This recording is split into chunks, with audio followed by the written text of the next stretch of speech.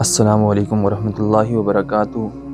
آج انشاءاللہ تعالی ہم پھر ایک نماز کے بارے میں احادیث مبارکہ بیان کریں گے۔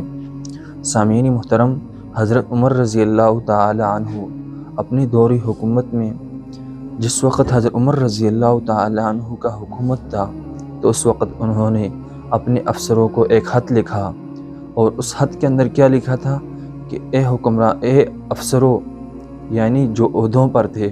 ان کو کیا خط لکھا کہ اے افسروں، تمہارے کاموں میں سب سے جو اہم کام میرے نزدیک ہے وہ نماز ہے۔ جس انسان نے اس کو اپنے وقت پر ادا کیا تو وہ باقی کاموں کو بھی اپنے وقت پر ادا کرنے والا ہوگا،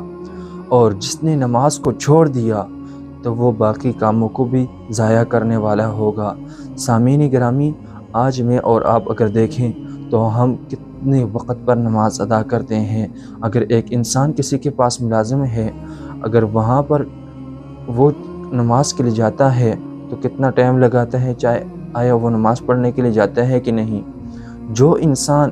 اس حضرت عمر رضی اللہ تعالیٰ عنہ کا حدیث مبارکہ دیکھے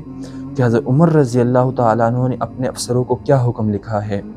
اور حضرت عمر رضی اللہ تعالیٰ عنہ کا یہ خط جب انہوں نے پڑھا کہ حضرت عمر رضی اللہ تعالیٰ عنہ نے ہمیں کیا حکم دیا